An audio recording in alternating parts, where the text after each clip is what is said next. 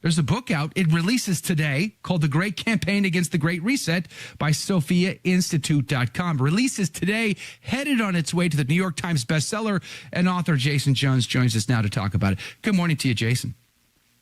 Good morning, sir. Praise be to God. Glad for your time today. Thanks for being on with us.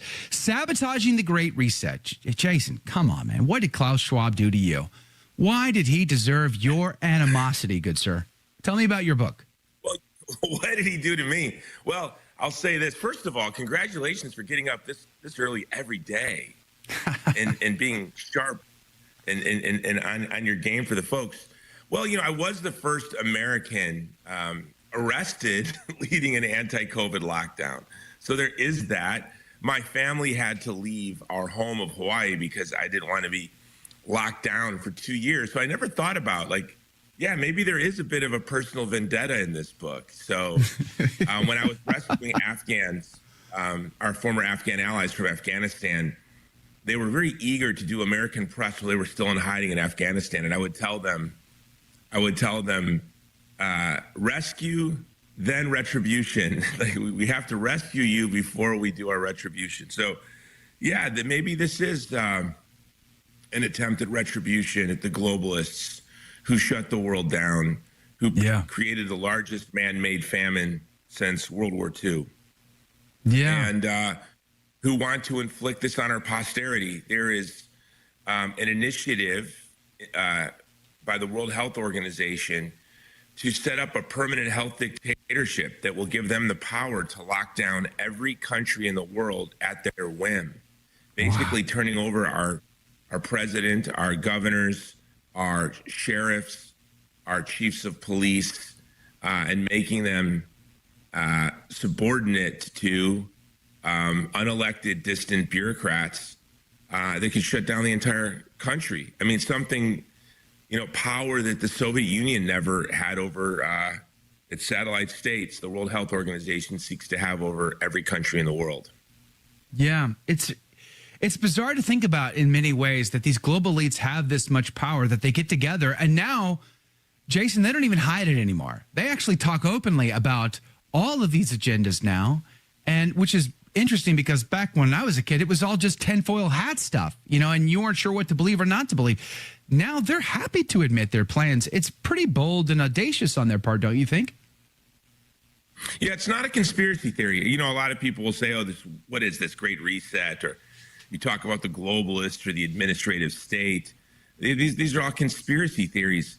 Even in doing research for the book, it's hard to believe. It's hard to wrap your mind around it. With this new initiative coming out of the World Health Organization, I had Frank Gaffney on from the Center for Security Studies. And as he was presenting the case and sharing the information about what's coming out of the WHO, I said, Frank, you sound like a lunatic. I mean, he sounded like a crazy person. And that's in the wake of COVID. We experienced it. We lived it. I was arrested for peacefully protesting at my state capitol. I was being harassed by the police in Honolulu because I refused to shut down my ministry to the homeless in my community. And it was absolutely, we had 7-mile-long lines for food in Hawaii. Cars going from Aloha Stadium almost all the way to Kapolei, Hawaii and West Oahu, for those of you who have ever been there. Families in their cars in a 7-mile-long line waiting for food. We all lived through this. And yet it still seems hard to believe when you hear them say things like, you're going to own nothing and like it. Klaus Schwab says with that wonderful accent as if he's from a 1960s Bond movie. You will own nothing and like it. Yeah. Oh, what? Tell me more about this Great Reset. You're going to eat cricket meat and think it's delicious. Wait, what? Come again? I'm not going to have a house. I'm not going to have a car. And I'm going to be eating cricket meat? I mean, it sounds kooky. But we live in a world where you have 3 million Uyghur slaves working for American corporations in Chinese-occupied East Turkestan who work to death and then their organs are harvested. We live in a world where do-gooders drive around in their electric vehicles thinking they're social justice warriors with their EV with their message bumper sticker on the back. But one of the chapters in my book is on the climate cult and how it's key. to the Great Reset, the electric vehicle is not only the biggest polluter on the roads. It's a humanitarian catastrophe. Every electric vehicle that is cobalt in every battery, in every electric vehicle is cobalt. That cobalt comes from Congo. And they have children as young as 6 working in these cobalt mines, digging for cobalt by hand in a toxic mess. So, these are the same people that kiboshed a peace agreement in the first weeks of the war between Russia and Ukraine. And so when you're thinking that they can't be that evil, but they are that evil. They hide the truth about the catastrophe of electric vehicles from you. They sabotage a peace agreement in the biggest war in Europe since World War II. It's erased a generation of young men from Ukraine. They produced the largest famine in the world with the policies surrounding the CCP virus. So this is very serious. So I, sort of like all of my work in the Vulnerable People Project, all the work that we do, at the root of what we do, it's trying to leave for our posterity a culture of life and a civilization of love. A necessary condition for that is, as you said, and I quote C.S. Lewis in the book, is to launch this great campaign of sabotage. And we will succeed. Yeah. You go through, for example, the electric vehicle market. I'm sorry? I was going to say, you go through 5 ideologies in the book, 5 isms, really. And I want you to can you give us the elevator pitch on those? What are the 5 ideologies that you identify as really being a part of the Great Reset and the Global Elite Project? Yeah, victimism, Gnosticism, transhumanism, and anti-humanism in the climate cult. And the key, and really my goal with this book, I always have, my wife is like, you always give your such modest goals. I said, my goal with this book is to thrust the word victimism into the American lexicon. Like, I really want that word in the dictionary. What is victimism? It's a word coined by Rene Girard, and it's the ideology of concern for the vulnerable to gain wealth, power, and prestige at the expense of the truly vulnerable. And it was coined by Rene Girard. He also, in the 1990s, talked about the victimist Olympics. In the post-Christian world, it really is, it's the triumph of Christianity, where you have to make an appeal to victimism. You have to say, I am a victim, help. That is the triumph of Christianity, because you look at the war between Hamas and Israel in Gaza, both sides present themselves as a victim. You can't imagine in a pre-Christian world appealing for help by saying, I'm the weak one here. I'm the aggrieved, no. Can you imagine going to Caesar and say, hey, ally with us, Caesar, we're the weak one here? No, that wouldn't happen.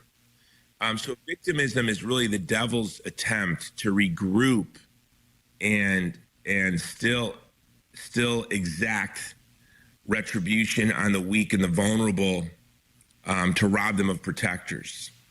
And so victimism is key, and I can give you, we talked about the green car. Most people who drive electric vehicles, like people I just frustrated with my soliloquy earlier, they're driving the green, you're driving the EV, you're driving your EV now to the show because you actually care about the environment. Right, hold that thought right there. We are right at a break. We're going to pick up right there on the other side of this break. Jason Jones is our guest. His book is The Great Campaign Against the Great Reset. Highly recommend it. SophiaInstitute.com is the website. You can also find it, of course, on Amazon. But check them out at SophiaInstitute.com. We'll put a link to it in the show notes, of course. It's on its way to New York Times bestseller, Sabotaging the Great Reset. I love that theme. It's so great. We're going to pick up on the climate cult, but also the 5 principles that are answering those 5 ideologies and isms. All that with Jason Jones and more is coming up next. We'll be right back. Don't go anywhere. In the name of the Father, and of the Son, and of the Holy Ghost. Amen. O Immaculate Queen of Heaven, turn thine eyes of clemency, tenderness, and love toward us, thy children. O Mary, we have corrupted our way and disobeyed our Lord. We have broken his law and preferred our own selfish gratifications to the service we owe him. But thou wast ever filled with his holy love, and there passed not even a shadow of sin upon thy soul, O spotless mirror of justice and holiness. Virgin most faithful, the grace of thy Son ever triumphed in thy heart. The mystical rose, the fragrance of thy virtues unceasingly ascended to his throne, changing only in its daily increase of sweetness. Tower of ivory, fair beyond measure, without one spot to mar thy purity. House of gold, thou didst ever reflect the precious gifts of the Holy Ghost. Have pity then upon us, for we are sinners. We have obliged our God to repent that he made us. But in thee, dearest Mother, he has ever been well pleased. Thou art the good land, wherein his divine seed yielded its thousandfold of fruit. Pray for us, that he give fresh fertility to our hearts, and root up from them the thorns which choke the heavenly plant. We are defiled by sin. May he, through the merits of the tears thou didst shed at the foot of the cross, mercifully cleanse us. Take us, sweet Mother of our Jesus, under the mantle of thy tender care. We have too little dread of sin. We are so often on the verge of offending God. Oh, obtain for us, poor children of thine, courage and firmness of resolution, and ambition for holiness of life. Thy intercession must win for us that precious devotedness to God's honor, which kills self-love, the root of sin. Pray and intercede for us, O glorious Queen of Heaven. Amen.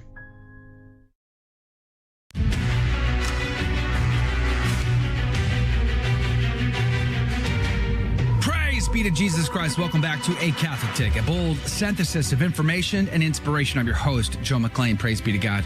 We're having a conversation about sabotaging the Great Reset. There's a book out today called The Great Campaign Against the Great Reset. It releases today. My camera didn't want to work there for a second. Hey, it releases today. SophiaInstitute.com is the website. SophiaInstitute.com, Sophia Institute Press. You can also find it on Amazon. And I encourage you to pick up this book. Support the effort to get onto the New York Times bestseller, because how do you plant seeds unless we get out to the harvest, get out to the crop, right? So let's do that today. The Great Campaign Against the Great Reset. Jason Jones, welcome back to the show. We were talking about climate cultism.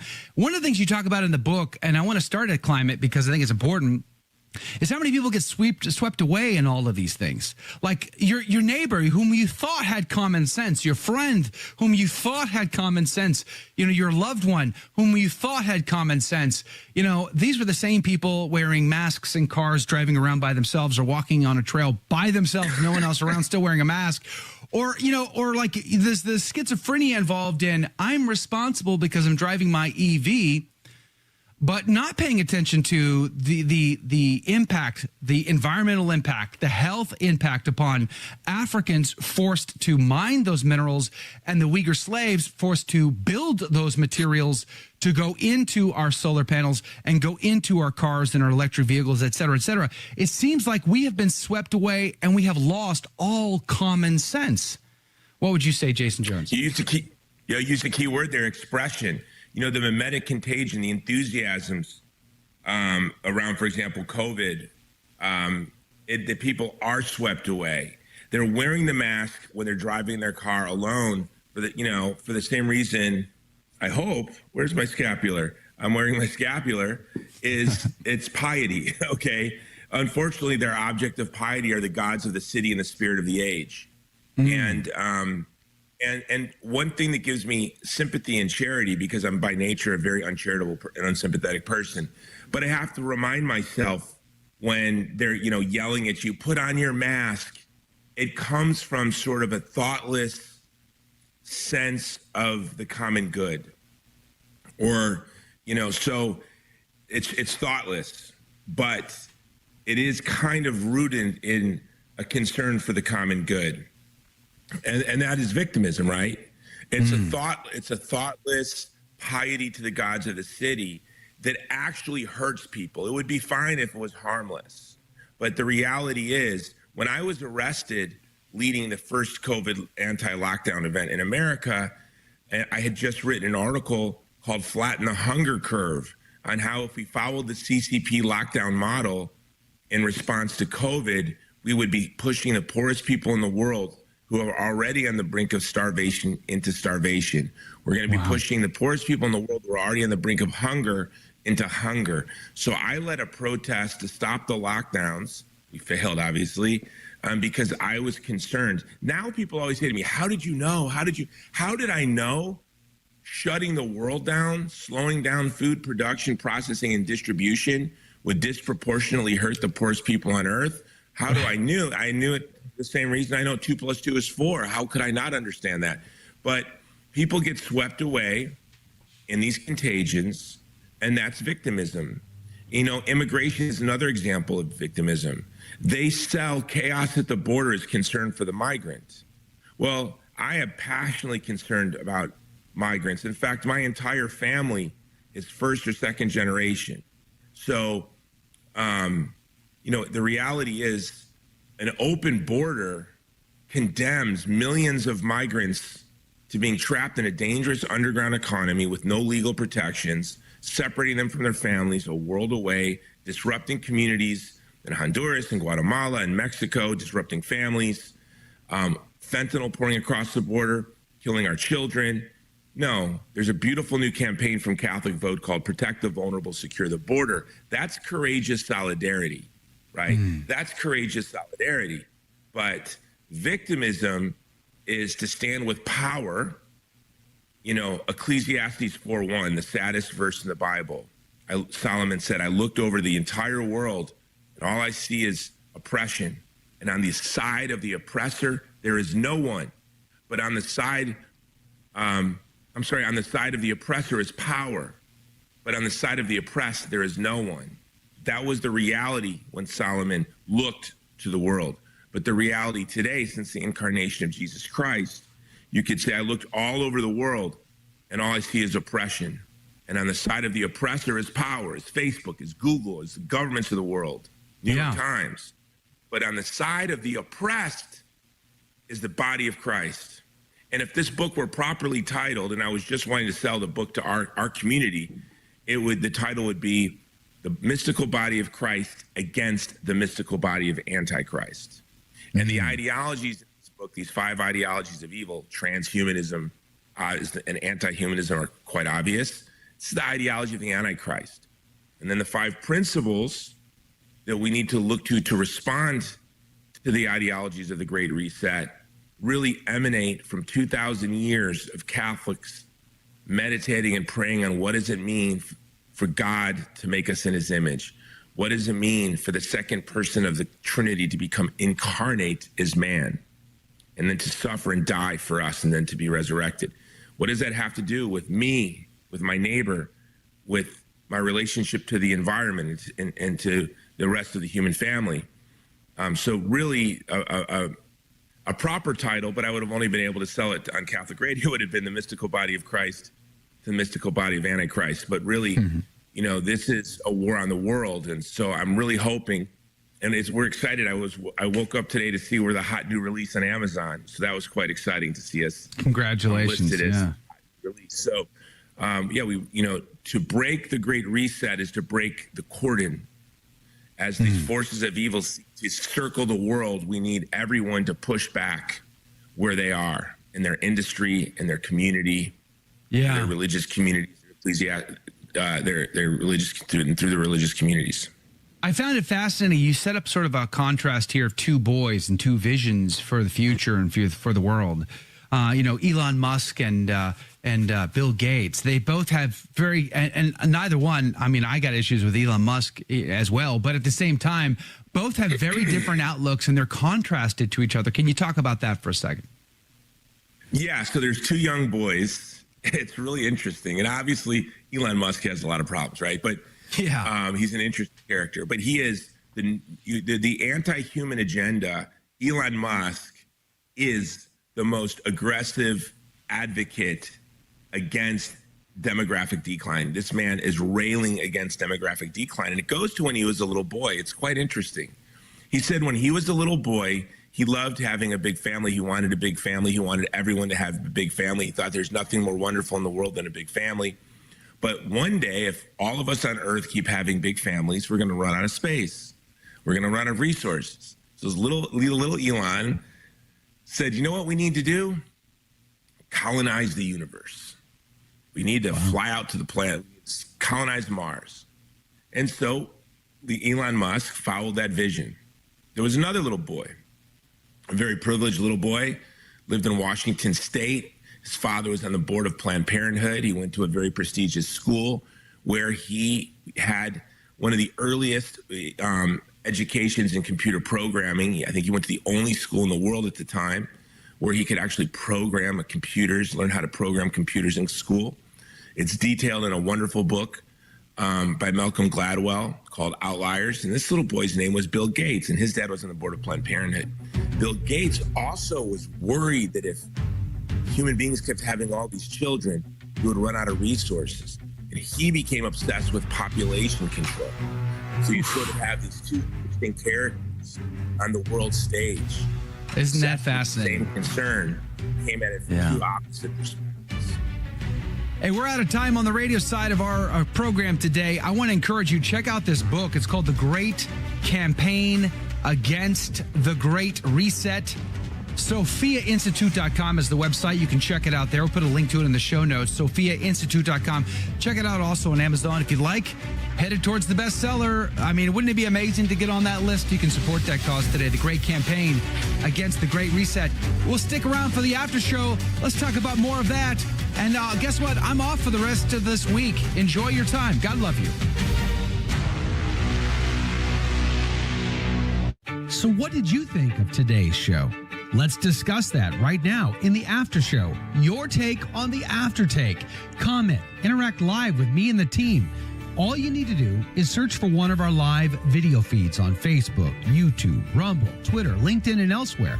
Simply search for the Station of the Cross, Joe McClane, or A Catholic Take. I'm looking forward to seeing you and interacting with you directly. It all starts right now. It's the after show. And we're back. Welcome to the after show, everyone. Hey, good morning, everybody. Praise be to God. Thank you for hanging out with us today. Great conversation with Jason Jones. He's still here, right? He's still hanging out with us, which is awesome. So if you got a question for Jason, try to sneak it in real quick while we have him. But let me just give a couple of shout outs here. By the way, T-Storm, good morning to you. Thank you for hanging out on the Instagram, Telegram. Or it's Telegram, not Instagram. See, my brain's already in vacation mode. I'm getting ready to go hiking for 4 days in the mountains in West Texas. So brain shut off. It's done. It's over with. Jack Burton, Trad Jack Burton, Tweet and Toe is here. Good morning to you, Janice. Good morning to you, Mike K. Mike K's on deck tomorrow. You'll have Mike K and Trad Jack for the rest of the week. Praise be to Jesus. Mm-hmm. Karen, Andy Bashaw, Yvonne, good morning to you. Eileen, Nick, the Mike, and Sharon, good morning to you again. Troy Lockett. Damon, James 16897. Alejandro, good morning to you, my friend. Thanks for hanging out with us today. I see Nick the Mike is also on Rumble. So is Rosie and Sci-Fi Mike. Life with Yetis is back. Health 613, good morning to you. Thanks for hanging out. Robert D. Bruce is here. Good morning. Good to see you again. Catherine Hickey, Knight of the Immaculata. Donna Eberly. Helen, good morning to you. Laura, Little Daisy's back. Anthony Kerwin, good day, my friend from down under. Praise be to Jesus. Does Jason have any insight into the Maui fire tragedy? Well, it's funny. Well, it's not funny. It's actually horrible, but we talked to Jason about that when that was going on because like everything else, Jason goes above and beyond when there's an opportunity. And boy, did he go above and beyond getting supplies into Maui by the jet skis. It was pretty, as the kids say, it was pretty baller. It was pretty based, lit, no cap, or whatever the kids say these days. Jason, you want to give us an update on the Maui fire? What is going on? What kind of show am I on? Lit, no cap? What are we doing here? I don't know. I'm just trying to be cool like the kids. We're a Rumble live stream now. Inglesi Baladid. I don't know what language you're speaking. Yeah. That's a great question. I really appreciate that question. So, yeah, we were there. I'm still there. We have teams on the ground. I just had a good friend there doing some follow-up. The Vulnerable People Project, we're the first group on the ground. Our local partners were the first on the ground. They were there. And but being from Hawaii, I'm wearing my alma mater shirt here. For those of you who can see, University of Hawaii. We're doing a documentary on the Lahaina fire called Investigating Lahaina. And I'm just going to give you the third act because we're going to look at all the conspiracy theories The reality is what happened. It's the climate cult, and it's catastrophe capitalism, as they call it, seizing an opportunity that was created by the climate cult. The power lines should have been buried decades ago, but Hawaiian Electric, which is owned by BlackRock, said that they didn't want to waste their money on dirty energy. In other words, burying power lines. These power lines went across these grassy fields that were formerly sugarcane plantations. And so you had power lines above grassy fields where they frequently have hurricane force winds. This was an absolute inevitability. The breaks were not maintained. The fire breaks, where you do controlled burns so that when fires do happen, they can only go so far. The breaks were not maintained. And then the water was not released. So there are a lot of conspiracies, and we're going to look at all of them because we want to have a very successful box office movie. We're going to look at every conspiracy. But at the end of the day, guilt lies at the foot of Hawaiian Electric and the climate cult and the owners of Hawaiian Electric, BlackRock. Mm-hmm. There is something I can't talk about. We have discovered something that is shocking and implicates the government and the state government and others. But it comes from the fire sort of revealed something, grift, a pretty significant grift that had been going on that the world is not aware of. And so in our investigation, we discovered a grift, but we don't want the culprits to cover their tracks until the movie comes. So we want to smack them hard with the movie. Mystery, so we can't really suspense. And I can tell you, Joe, offline if you embargo that information. But I'm going to call you right after we get off just to find out. You got me. And it's interesting. So all I really want to know, Jason, is should I have not painted my roof blue after that? Probably. What? Joe Biden said you should. That was weird. That made me doubt myself with the blue roof thing. Let me give you an example of some conspiracies that I was hearing. And I was on the ground. And so I'd been in Ukraine, went to Washington, D.C. The fire happened, and I was with some Catholic leaders from Ukraine on Capitol Hill and doing media hits. Probably it was on your show even, I think, at the time. Got word of the fire. And I did not want to go there. I called my buddy Dallas Carter, who runs Epic Ministries there. He's a native Hawaiian, Steubenville graduate, Catholic school principal, wonderful man. And I said, Dallas, you tell me what you need and we'll get it for you. Whatever that number is, you tell me what you need and we'll raise the money. And so Vulnerable People Project wired money there within hours. But I said, I'm not going to go there. There's nothing I can do. I've got a lot to do here. I really didn't want to go. I couldn't sleep, Joe. It's my home, and I just couldn't sleep. So after 72 hours of just being in Washington, D.C., staring at my hotel ceiling, I thought, if I'm just not going to sleep, I can work from Lahaina. Let me just fly there. And I'm so glad I did, because sort of like when I went to Ukraine in the first weeks of the war, I just assumed these very large NGOs were going to be on the ball. One of the things we're going to look at in the documentary is why did it take so long for the people of Lahaina to get help, and how much money was raised. But when I got there immediately, and I started hearing all these conspiracy theories, and I was doing these national calls, and people would share these conspiracy theories that were a little absurd, like direct energy weapons, paint your roof blue. I was there and I was looking for all this evidence, and it just wasn't there. One of them was, they put up these black tarps that they always put around construction sites or catastrophe sites. And people are saying they put these tarps up to block the view of folks so that they didn't see into the disaster area because they wanted to hide the evidence of direct energy weapons. I'm like, clearly you've never been to Maui. It's a volcanic mountain. It goes like this. You're driving right by. They have these so that the contaminants don't blow all over.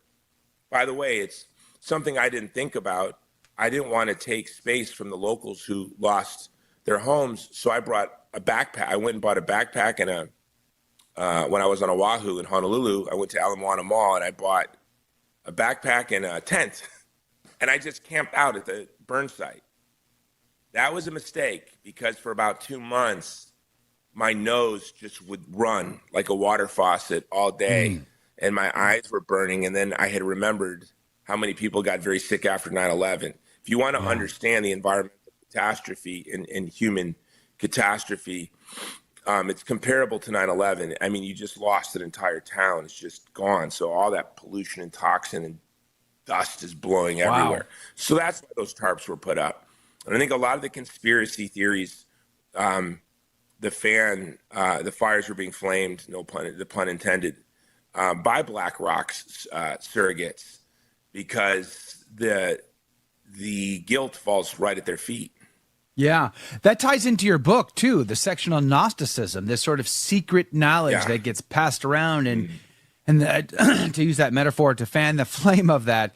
You know, we were gaslit all the time, keeping us guessing, keeping us arguing, keeping us debating, which then ties into one of the other strategies was that public-private partnership and censorship that goes on between government and Google, government and Twitter at the time. Can you say that with a German accent?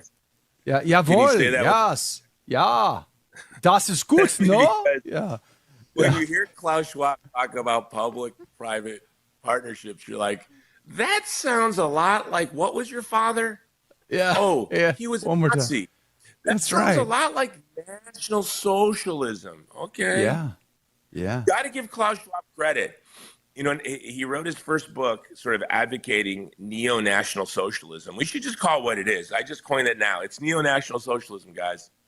Yeah. You know, I was just thinking, because you are, you know, you're intimately connected to Sound of Freedom. And when I was doing some, I remember when the Rolling Stone article came out about Sound of Freedom. And I can't say the letter of the alphabet because YouTube, that's the one thing the YouTube will not allow me to talk about, is really a certain letter and the conspiracies that surround this certain letter. It's like near the letter R. Okay. Like I read the Rolling Stone article and let's call it LMNOP. Yeah. The LMNOP conspiracy. I didn't even like believe in the conspiracy. Like I wasn't supporting or fanning the flame of the conspiracy. I was simply defending the Sound of Freedom. And golly gee whiz, YouTube said you're not allowed to talk about that. You have violated our community standards. I tried to protest that with them on principle alone, and they don't even give you the chance to make your point. And that's the level of public-private partnership that we see here that Elon Musk, to his credit, really pulled back the curtain on, didn't he? There was an interface. The government had a portal they logged into. They could choose their own custom censorship of anybody on the planet to their liking. That is upside down world. No, can I tell you what I love about the point that you just brought up? The LMNOP conspiracy, or the Quick Mart conspiracy, whatever we want to call it, is Gnostic. It's Gnosticism. And social media censorship is Gnosticism. And what do I mean by that? It's like this authority just saying, trust the plan was the motto of the, this anonymous source communicating information ambiguously that you couldn't verify or you couldn't refute because it's anonymous and ambiguous. But you have to trust the authority. They would literally say, trust the plan.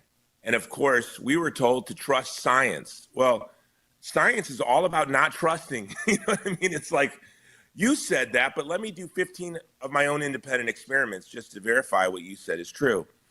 So you have this collision of Gnostic ideologies. And of course, the LMNOP conspiracy dealt with true things that were very serious. The problem is it drew people in to just do nothing. Just don't do anything about it. And then inflation destroys value. They would make all kinds of nutty claims. In fact, I went on the Alex Jones show. Alex wanted me on when I first was, when I was arrested. He said, for leading an anti-COVID lockdown. I said, I'd love to come on your show, but can I talk about Quick Mart, the Quick Mart conspiracy? And I want to show how it's Gnosticism and how Christians should avoid it. Even though the centerpiece of it, the exploitation and harming of children is obviously, Sound of Freedom revealed, very real. But what it did is it pulled people into sort of a Dungeons and Dragons live action role playing game of like, you too could somehow be a part of this by what? Trusting their plan and doing nothing? I don't know, but it's Gnosticism. And what does Gnosticism do? It creates division in a community. That's why the church has always opposed Gnosticism, because it creates division in a community, because you can never come to a resolution. You can never use reason to arrive at a shared conclusion together, because you're appealing to some authority, and you just have to, quote, trust the science, or, quote, trust the plan, or trust the community standards. What? Okay. No, thank you. Yeah, exactly. No, thank you. And 14 days to slow the spread, or 15 days, however many days they wanted. You know, when that first happened, I thought, okay, all right, sure. You don't know what you're dealing with. Fine. Fair enough. You need a few days to figure this out. I'm on board. I'll help with that. I'll stay home. No problem. But 2 months into it, no, I'm sorry. Your time has expired here. You've now gone past reasonableness, common sense, and you've gone into absurdity.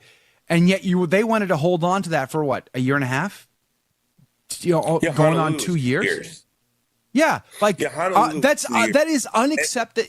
No matter what side of the aisle you happen to be on, R or D or whatever in between, whatever creed you profess, I'm sorry, that doesn't pass the smell test to humanity. Natural law is offended here. So every human being should have stood up and said, this isn't reasonable. This doesn't make sense. We don't close our lives off and hide in a bunker for 2 years and act like that's okay. It's not. And yet so many people bought that hook, line, and sinker that I remember I was in a pawn shop, and looking at a guitar with my kids, and they're like, and I had the mask on underneath the chin, and they're like, listen, I was trying to be sensitive to you and to your job, so I had the mask on me just so that you could have say, hey, look, the guy tried. But no, the guy harassed me. You got to put it on. And I looked at him, I said, this is a pawn shop, right? Like where, I'm not in the hospital, am I? I'm like, where am I? Is this the University of California, Los Angeles? Like, is this Starbucks? Like, where are we that you have this bizarre notion that this little flimsy little thing here is going to like save you if I did have COVID, let alone just be it's just that I could not. Yeah, that's why we're in Texas. My wife actually, when she bailed me out of jail, she said, we got to move. We have to move, because she knew. And your wife was born and raised in Hawaii, right? No, she was. She looks it, but she's not. She was actually born and raised in New York. Well, at least she chose Texas. We looked over the whole world. We literally did, and we picked German Hill Country. We looked at other countries, and we looked over the whole world, and we thought maybe we'll just go hide out in a free state for a while, and then come back. But my kids have fallen so much in love with Texas that they don't want to go back. I'm homesick. I'm like, what did I do? But it is great being here. And we moved in July of 2020, so we were quick. We sold our home in a little break Hawaii had between the first lockdown and second lockdown. There was a 1 week break.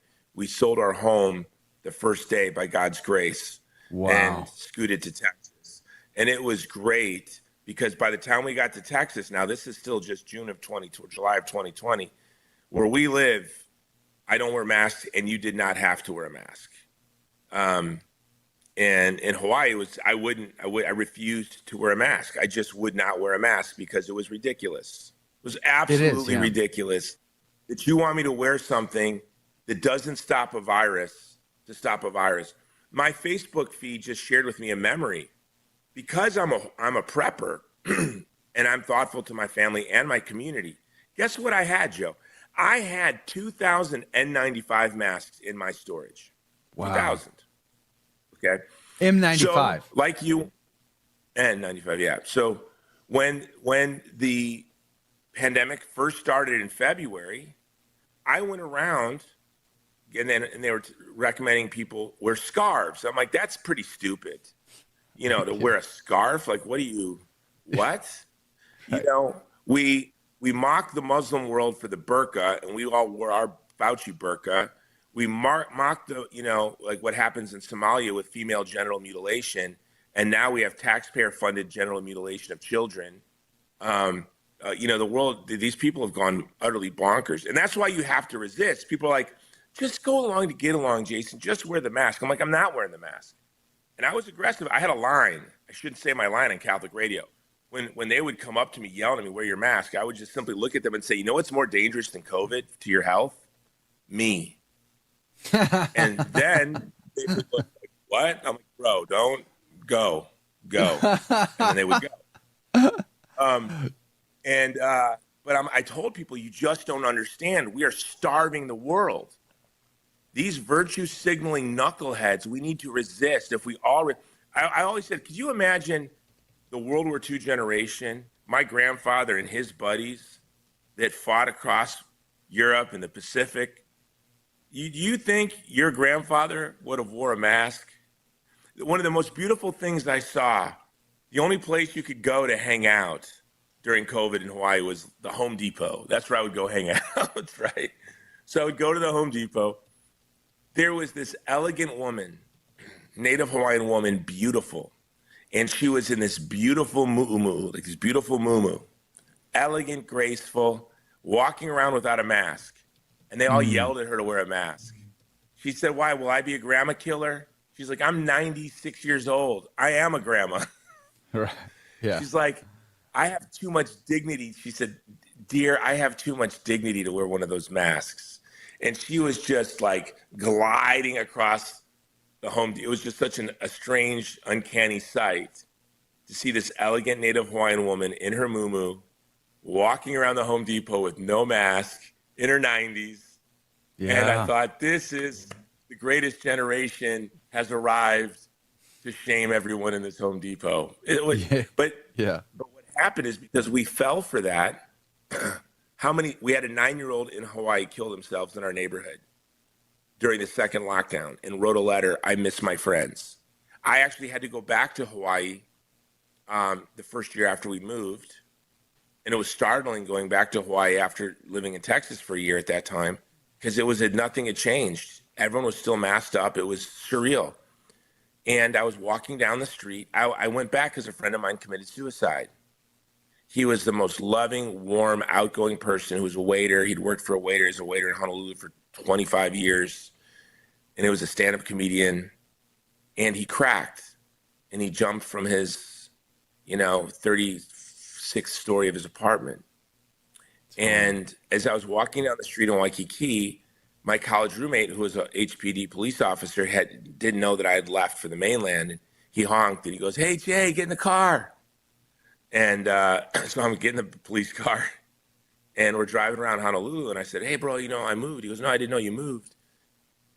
I'm back because he was friends with our buddy. I said, so-and-so committed suicide. He goes, oh, bro, they jumping every day. This is in Waikiki, in Honolulu. It goes, and that went utterly unreported.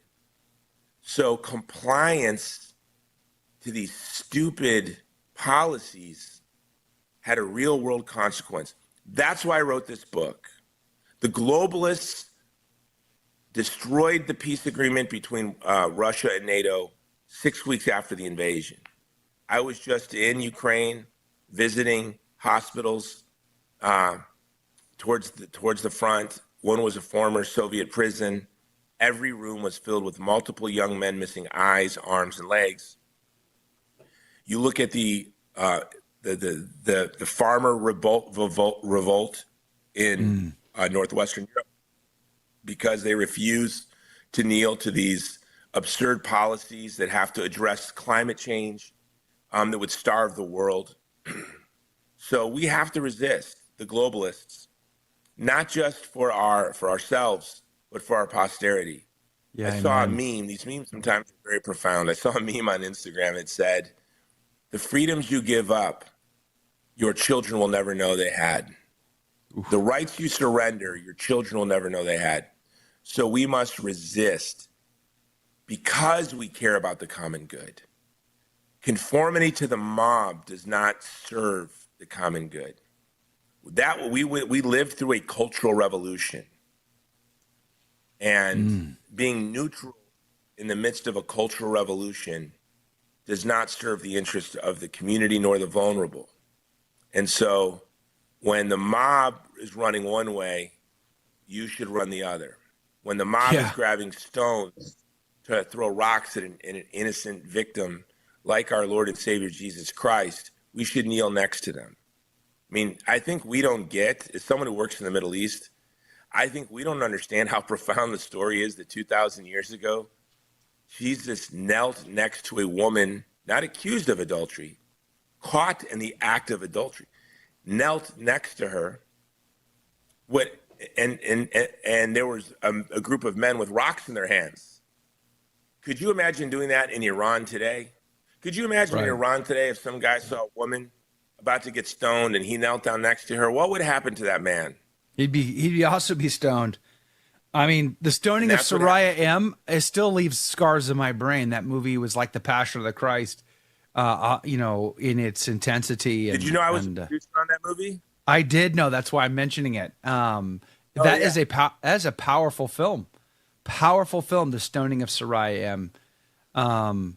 If you haven't seen it, it's hard to watch. I'm going to be honest. It's hard to get through the climax scene there, but an important film, a super important film. How did you how did you get involved? Hold on can you hold on 1 second, brother? Yeah, let me give some shout outs here. Over on our Facebook feed, by the way, Lori, good morning to you. Patty, good morning to you. Our friend from one of our plank owners from the Hill Country, Don Paddock, good morning to you. Jane, June Ybarra, and Isabel, good morning. Mimi, good morning to you. Diane's here from New Brunswick, all the way up in Canada, near Nova Scotia. Good morning to you. Lucia, good morning to you. Praise be to God. She gives a shout out to Jason Jones as well. Glad you're here. Looks like Rumble had some issues. Might have been related to the quick stop conversation we might have had earlier. Jake, what's the consensus there? Rumble's not working? I restarted the Rumble stream. There was a second one going there, but Rumble's been having technical issues with all our shows for the last like week. It keeps cutting out halfway through. I think it might be a Rumble stability issue, not necessarily that they're unhappy with us. But Jake, come on now, bro. Don't cast aspersions on Rumble. It is the alternative to YouTube, okay? It is the saving grace for the suppression that we have. Rumble's perfect on YouTube. Rumble's perfect. I don't understand why you're hating on Rumble right now. I don't. Hey, Frank Rangel, good morning to you. Bruiser, good morning to you. Glad you're here today. Brandon Joseph is here. Susanna, good morning to you. Susanna P. Ortiz, good morning to you. Glad you're here. Sean Marie, Paul, our friend Kilroy Jones, William Jones, good morning to you. Laura, good morning to you. Lost Creole, welcome back. Glad you're on the team. Divine Intervention Ontario is here. Yeah, Canada didn't fare all that well in the pandemic, did they? I mean, the Canadian private-public partnership is in full effect up there in Canada. Now, here's the question, though. Has Canada had enough of it yet? We had the protest, the trucker convoy that got, squashed and money stolen by the government and et cetera, but is Canada done with it? And here's a question, going back to Jason Jones, if you're ready to rejoin. Here's a question. No problem. Here's a question for you. Do you see a way out of the global elitist Great Reset? Do you think it's possible? And I want to set this up because I feel like America, like in America, all America really wants is a good fight. We just want to be ringside. We want to drink a beer, have a good time. We want our country music to sound a lot like hip hop. America's bar is too dang low, in my opinion. I feel the same way about most cultures, though. Canada, I think Canada's bar is so low that they're probably not going to be won back. But I would love to be wrong about that too. How do you see it? Am I being too pessimistic there? Yeah, Canada. I'm like you. I like the taste of blood, right? Like my hobby's Muay Thai kickboxing. I've been fighting since I was a boy. And my son's like, Dad, you scare everybody because when you're sparring, you smile. That's just weird, Yeah. But Canada's that friend. You're the creepy villain in the Bond film. That's what you are. Before I was Catholic, and I was a young troublemaker. I'd like to go to bars and fight. And, you always have that friend who's like, not tonight, Jason, not another fight. Canada's that friend like, do we have to resist this lockdown? Can we just, but then look at the truckers. I think most of Canada's like most of America, to be honest. So, but yeah, we win. By the way, we win. Period. We win. So that's it, because ideologies of evil are deprivations. They collapse under their own weight. But that is, and their absence of being. And that's something that St. John Paul the Great writes about in his wonderful book, Memory and Identity. But look, yes, this is the way out. I have a special introduction to young Americans in the book called An Introduction to Young Americans, The Adventure of Eros, Love, Piety, and Posterity. So what's the way out? It's very simple. It's just not easy. It's to love your parents, love God,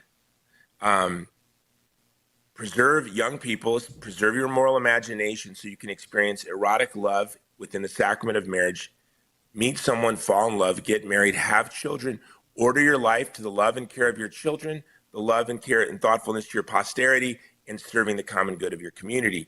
This is the way out. The Great Reset is really a battle about what is the human person. What does somebody who says you will own nothing and like it, you will eat cricket meat and like it, what is somebody who sabotages peace agreements, foments policies that cause famine, they don't flinch, they don't apologize at the hell that they leave in their wake? What do they think about the human person? Now compare that to what do we think about the human person? The foundation of our rebellion against the Great Reset is telling the truth about the human person, that we are made in the image and likeness of God. We have an inviolable dignity, beauty, and worth. And that's what we are as Catholics. That is our role in all of this, to remind the world of their dignity and of their beauty and of their worth. Yeah. And to not give 1 inch. We will win. And we should see it as an adventure. This is going to be an adventure. Every generation has its great struggles. In the past 100 years, we saw, the battle against Jim Crow and segregation within our own country. We saw depressions. We saw the elimination of childhood diseases that inflicted every family had the wound of losing a sibling or a cousin.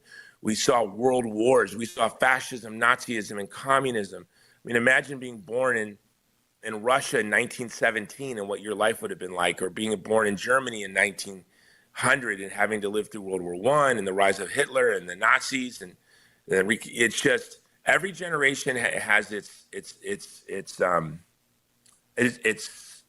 adventure. And this is our adventure. It's really an adventure of love. It's about reminding the world that we were created to love God and love our neighbor. And that's something the Great Reset wants us to forget. I wanted to go back and ask you, so how did you get involved in the Stoning of Soraya M? I mean, that's, like I said, that was a powerful film. I worked on the marketing for The Passion of the Christ, and then Steve McAveety was one of the producers, was the executive producer of Bella. And I run a human rights organization. That's my main thing. Film is ancillary to all my other work. And Steve McAveety knew that I did work.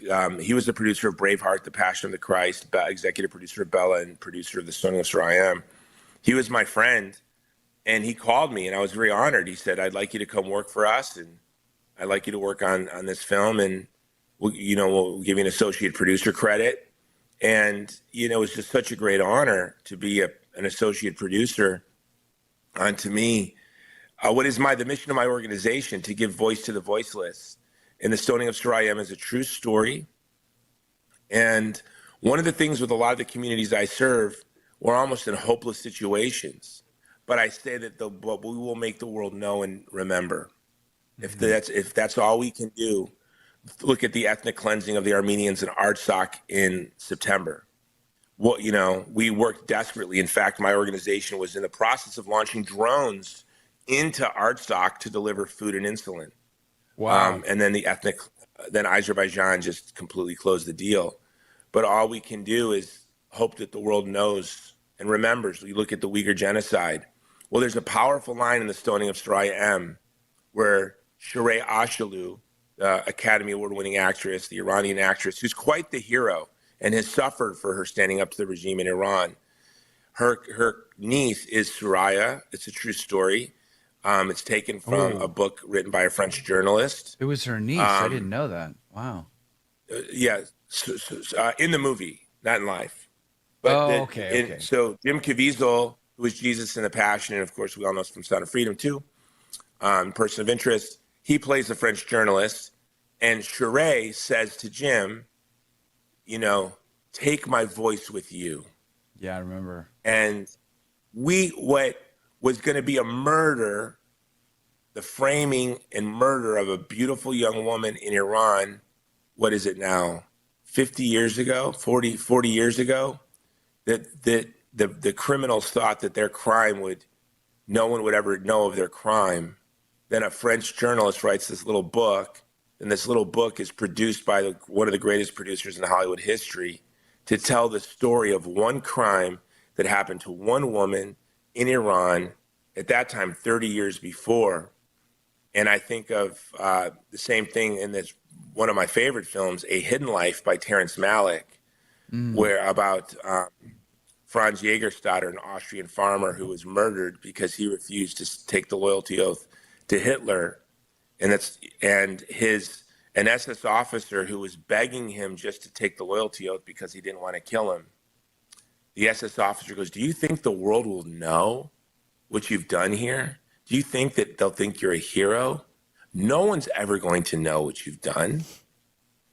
But the world knows, and God knows. And Franz Jägerstätter didn't care if the world knew.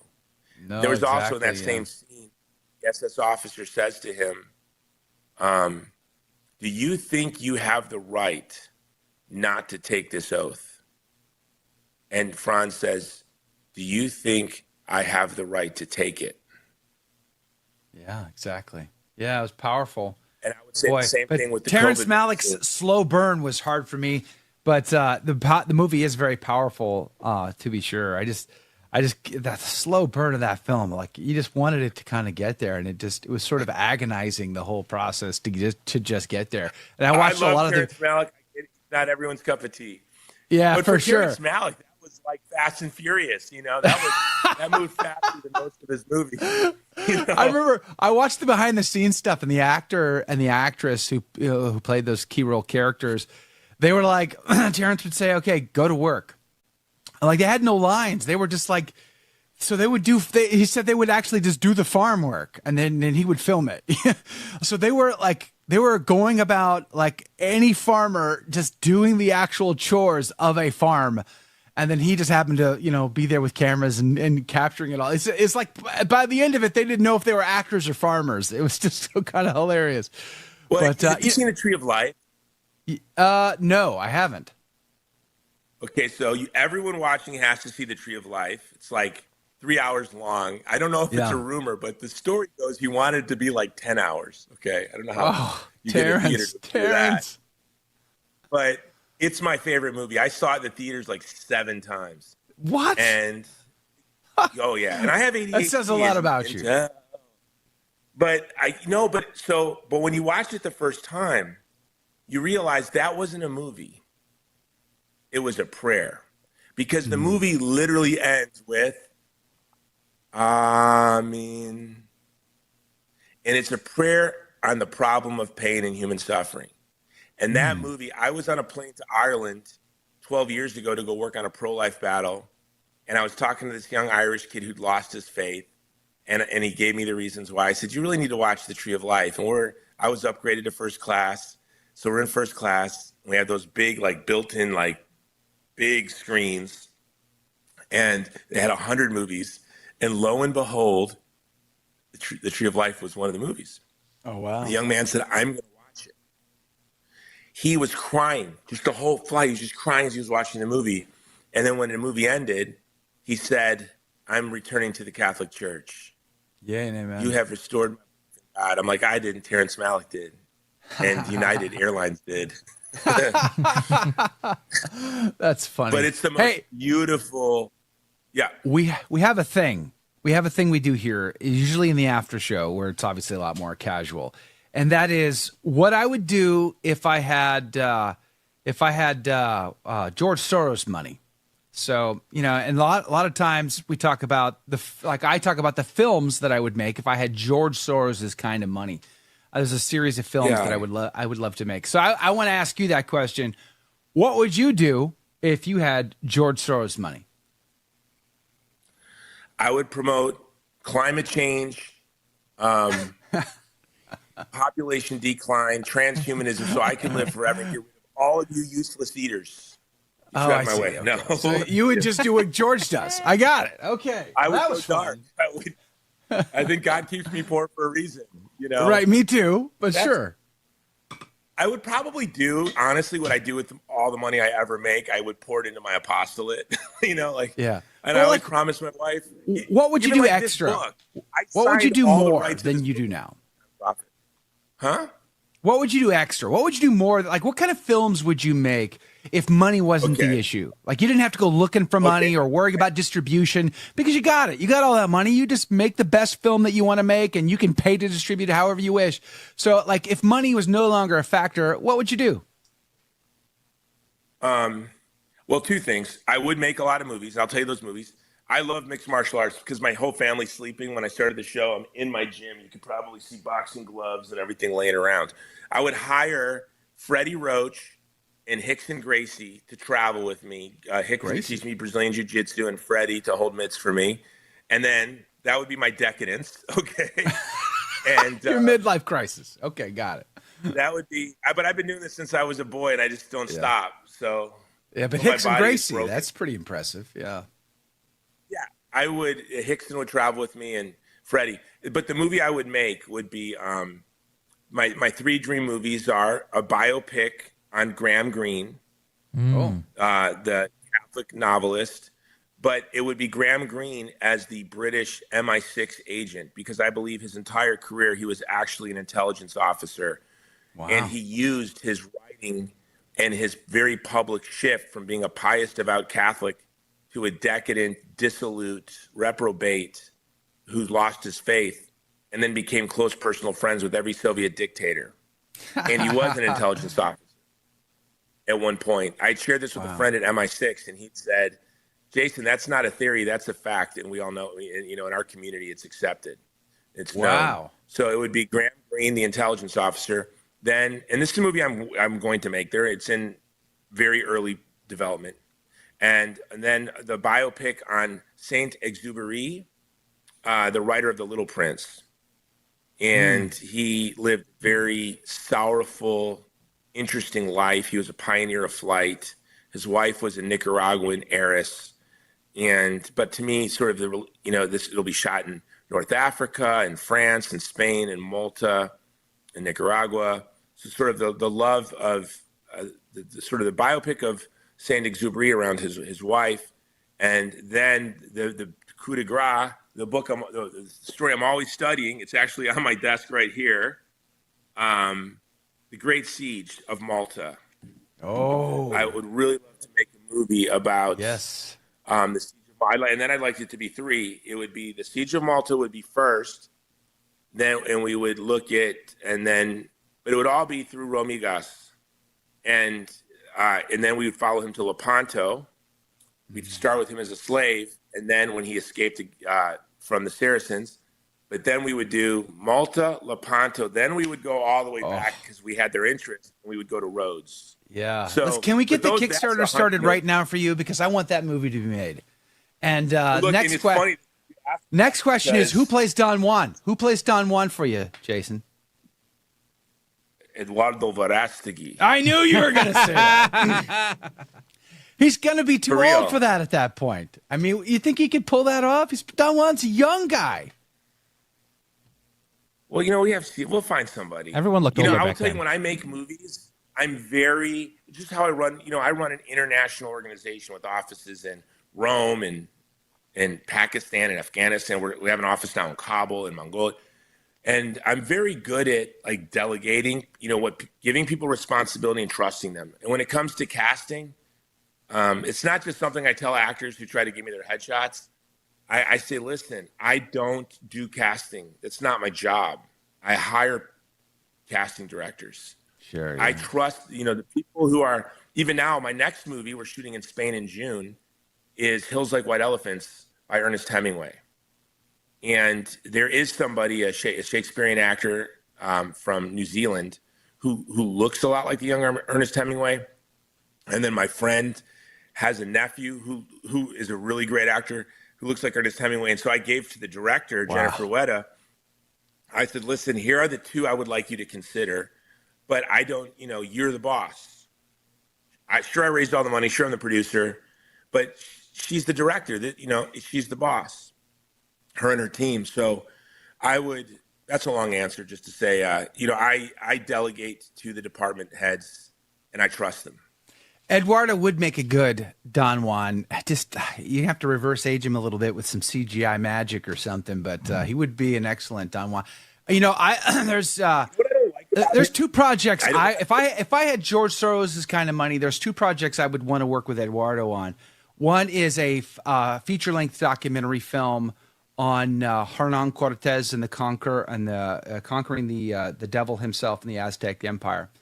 And then the next one would be to film a live action Hernan Cortez based on the Bernal Diaz journal of Hernan Cortez actually defeating the devil himself in the hold and keep of the Aztec Empire in Mexico City. That's got to be done at an epic level. And if I had George Soros' kind of money, boy, it would be gloves off. It would be just so amazing.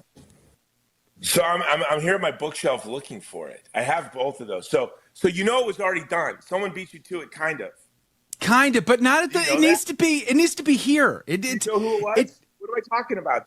Do you know what I'm talking about? We're talking about the Mel Gibson film, Apocalypto. Yes. So my favorite book.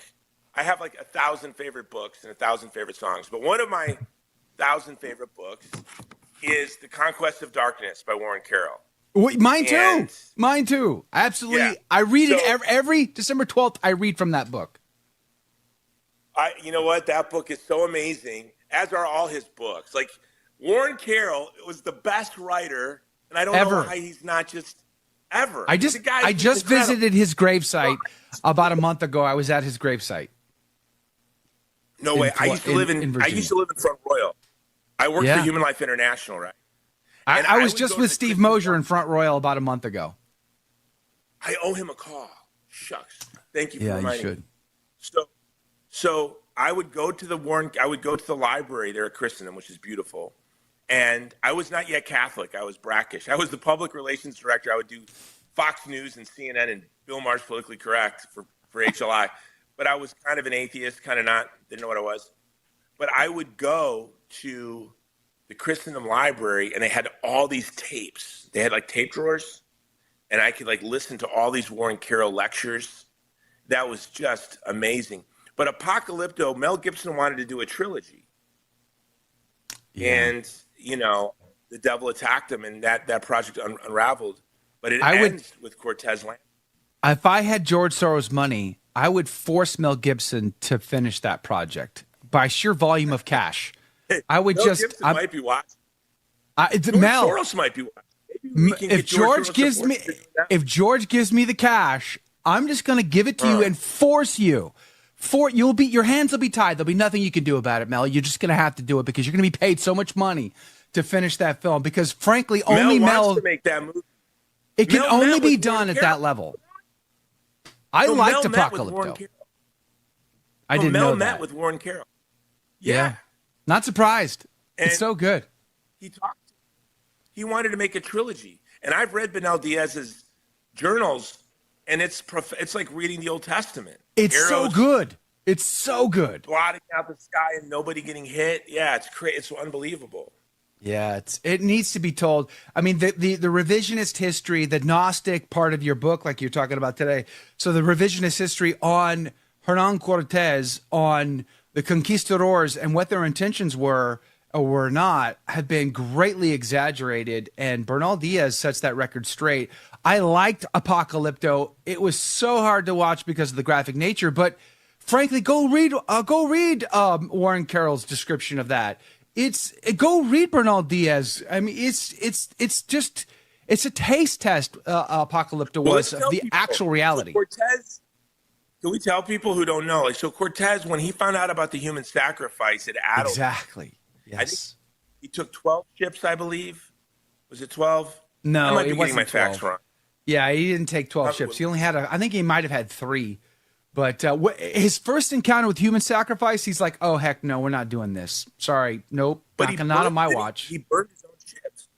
So the So men he couldn't scuttled, retreat. He burned. he scuttled the ship. So he was an interesting bird in the sense that he was a good captain, and he listened to the counsel of his men, and he knew that there were men who they weren't 100% bought in, because he was pushing the envelope with the guy who was left in charge back on Hispaniola, back in what is now Cuba. That guy didn't like Hernan. He wasn't on the same team as Hernan, and he was trying to sort of circumvent Hernan's success. And not every guy in the expedition was on Hernan's side. So he knew that if he just left and the ships were still there, and he went into the jungle with the soldiers, that some of those guys might take those ships and run. So he scuttles them. He doesn't burn them. He takes all of the rigging off of the ships, so you can't sail them.